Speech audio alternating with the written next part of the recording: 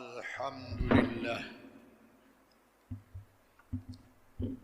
wassalatu wassalamu ala rasulillah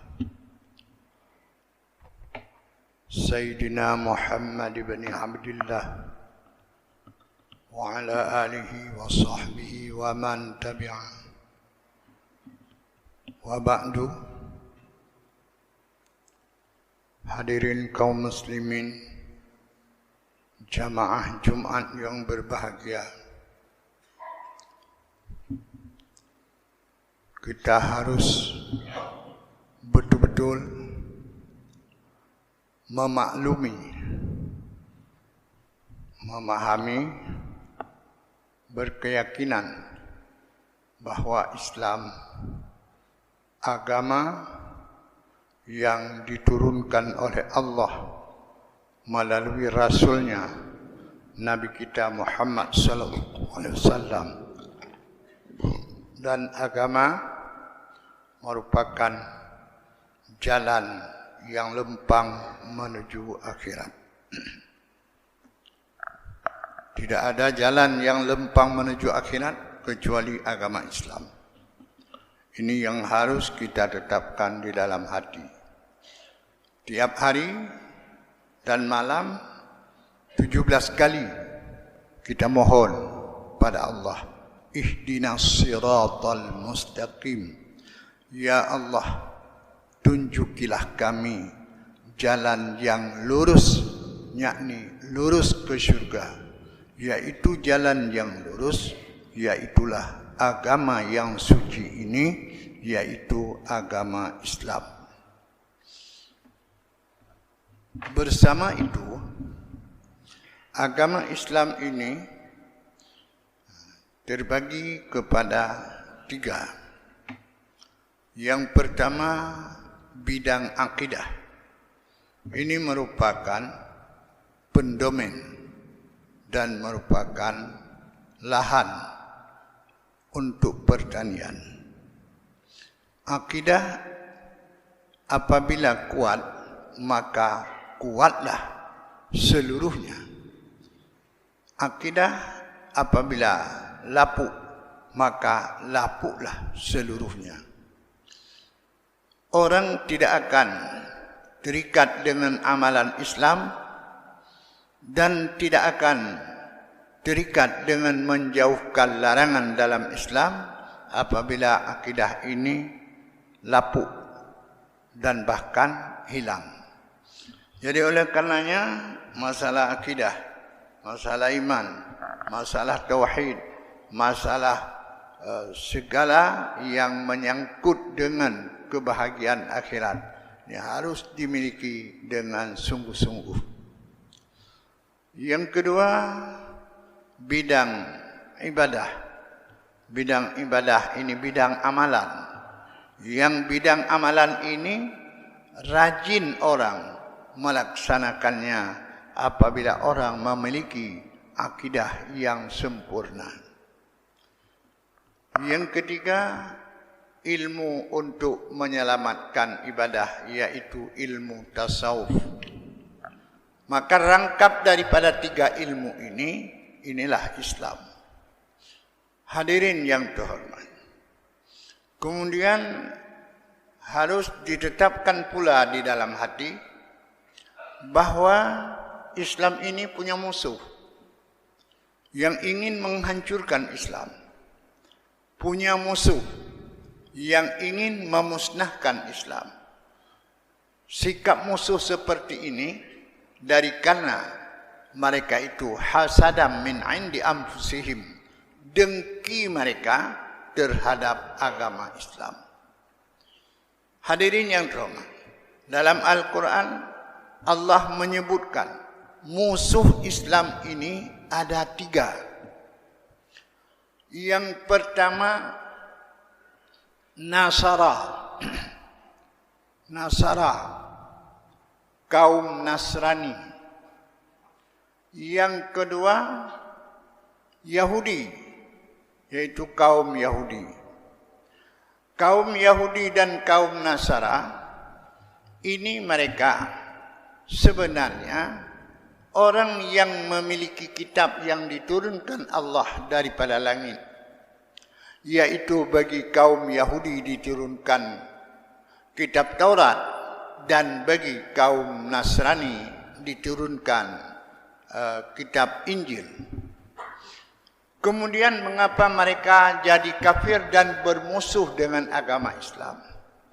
Sedangkan Quran yang diturunkan untuk umat Islam ini berjalan lurus dan tidak berlawanan dengan kitab Taurat, tidak berlawanan dengan kitab Injil. Tetapi mereka mengapa berlawanan?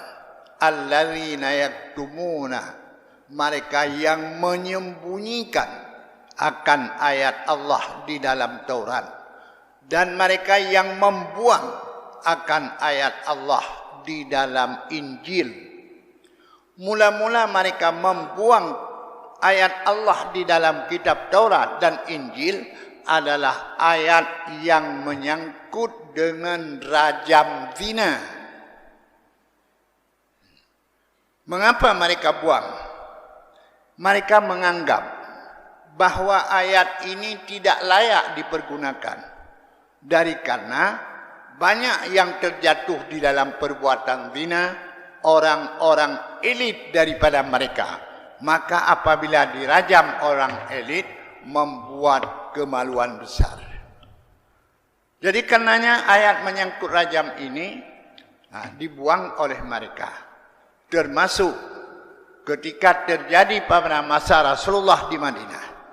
Mereka ada dua kaum daripada orang Yahudi, yang satu berzina dengan yang satu lagi. Maka mereka datang pada Nabi meminta hukum. Nabi mengatakan, coba kamu datangkan kitabmu Taurat. Maka ulama mereka mendatangkan dan Nabi menghukum bahwa dengan hukum rajam. Mereka menolak karena mereka menyelamatkan bangsawan, menyelamatkan orang yang terkemuka. Maka hal-hal seperti ini, mereka daripada Yahudi itu, banyak ayat-ayat Taurat yang mereka buang. Di antaranya ayat riswah, sogok. Ini sogok diharamkan oleh Allah di dalam Taurat dan diharamkan oleh Allah di dalam Injil. Mereka langsung membuang ayat ini dan mereka mengambil sogok. Maka dalam Quran mengatakan, wala tudlu biha ilal hukam litakulu fariqam min amwalin nas. Dilarang dalam Islam jangan ikut dengan perbuatan mereka, yang mereka, para hakim mereka mengambil sogok. Siapa yang lebih banyak setor, itulah yang menang dalam hukum dan peradilan bagi mereka. Karenanya Rasul mengatakan, innama halakal ladzina min qablikum, innama, hanya saja, halaka, binasa, dimalapetakakan oleh Allah orang-orang sebelum kamu. Mengapa dimalapetakakan? Idza saraka dha'ifuhum, bila yang mencuri itu orang-orang lemah daripada mereka, aqamu alaihil had, mendirikan atas mereka hukuman. Mengapa? Karena tidak sanggup bayar. Wa idza saraka syarifuhum, apabila yang mencuri itu orang-orang besar daripada mereka, taraku, dibiarkan begitu saja. Maka ini perlakuan yang dilakukan oleh kaum Yahudi dan menyusul kemudian oleh kaum Nasrani. Kemudian kedua kaum ini, Yahudi dan Nasrani, tidak langsung, tidak saling percaya mempercayai. Yahudi mengatakan Isa anak zina, Ini kesesatan kaum Yahudi. 2. Sulaiman tukang sihir. Ini perkataan kaum Yahudi. Muhammad bukan rasul. Karena kalau rasul pasti Muhammad dari keturunan kami. Maka hal ini yang telah dijelaskan oleh Nabi Musa di dalam Taurat, bahwa mereka disuruh beriman dengan Nabi akhir masa yang namanya Ahmad dan namanya Balya menurut ajaran Taurat, Balya menurut ajaran Israel Nasrani Ahmad. Tapi manakala datang yang mereka idam-idamkan, mereka itu langsung ingkar kepada Muhammad. Maka ini kesesatan kaum Yahudi. Karenanya kaum Yahudi sangat bermusuhan dengan agama Islam. Demikian pula dengan kaum Nasrani, yang mereka mengatakan, kaum Nasrani ini mengatakan, yang pertama, Musa itu tukang sihir. Yang kedua, Sulaiman tukang sihir. Keduanya bukan rasul. Ini perkataan daripada kaum Nasrani. Bahkan si Nasrani ini mengatakan kepada kawan-kawannya, "Unduru ila Muhammad yalkuru Sulaiman minal anbiya wa huwa sahir." Coba perhatikan kepada Muhammad, menyebut Sulaiman itu dari jumlah nabi-nabi, padahal Sulaiman itu daripada tukang sihir. Hadirin yang terhormat, maka ini kesesatan kaum Nasrani. Kemudian kesesatan kaum Nasrani, mereka mengatakan bahwa Musa dibunuh oleh ularnya sendiri. Yang ketiga, mereka mengatakan, orang Nasrani mengatakan menyangkut dengan Allah. Innamallahu huwal Isa huwa Isa bin Maryam. Allah itulah Isa anak Maryam. Ini satu kelompok daripada orang Nasrani. Menyatu Isa dengan tubuh, menyatu Allah dengan tubuh Isa. Ajaran yang kedua, firqah yang kedua daripada mereka, Isa Allah, Allah juga Allah. Isa Tuhan, Allah Tuhan. Maka mereka ini dua Tuhan. Satu lagi, mereka menyebutkan Allah Tuhan Bapa, Isa Tuhan Anak, Maryam Tuhan Ibu.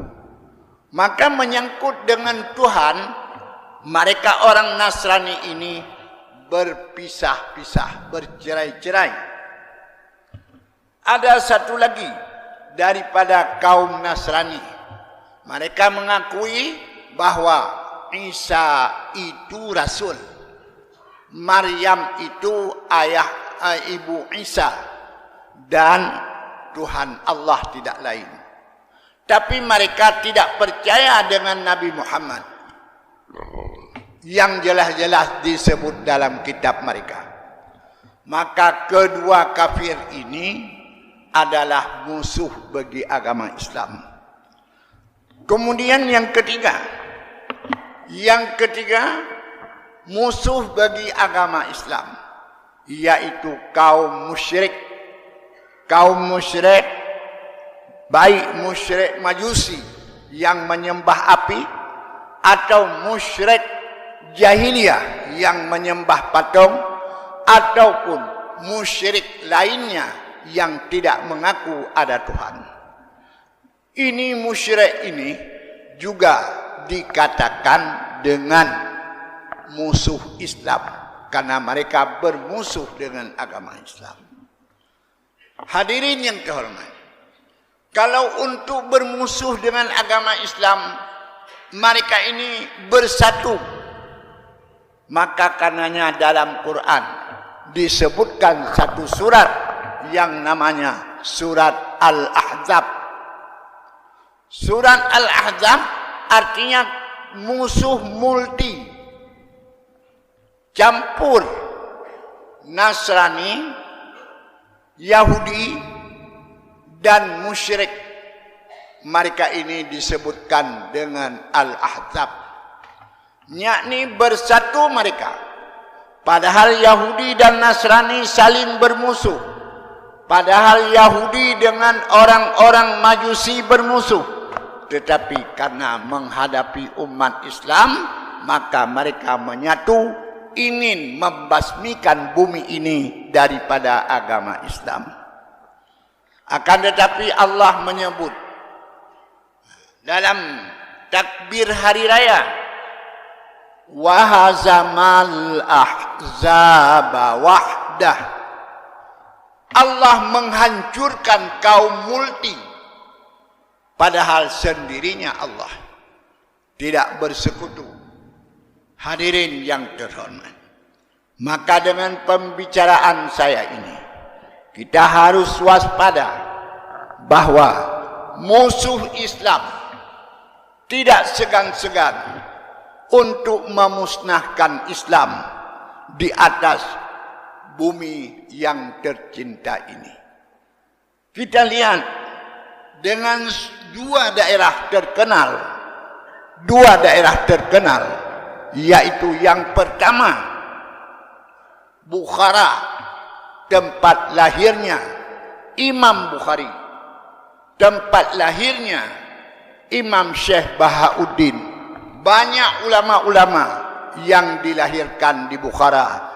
Bahkan Bukhara itu merupakan asal bagi tarikat Naqsyabandi, Tawajuh dan Suluk di sana. Yang kedua, negeri tempat kuburnya Imam Bukhari yang disebutkan dengan Provinsi Samarkand. Kedua provinsi ini dalam negara Uzbekistan. Sayang, Imam Bukhari mengambil tempat untuk mendidik beberapa imam, termasuk Imam Muslim Tirmidzi di Samarkandi. Dan di situ ada masjid Imam Bukhari dan maktabah Imam Bukhari. Tetapi apa jadinya? Dua daerah ini yang dikuasai oleh kaum Marxis bergabung dengan Uni Soviet.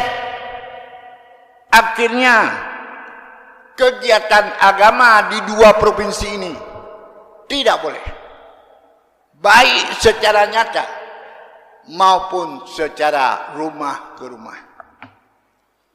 80 tahun tertutup, masjid tidak bisa berkotek. 360 masjid di dua provinsi ini tidak bisa dibuka. Maka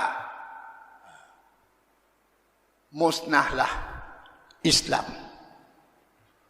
Mereka yang tinggal sekarang, bukan sekarang, tahun 96. Tahun itu kami kunjungi ke negara itu.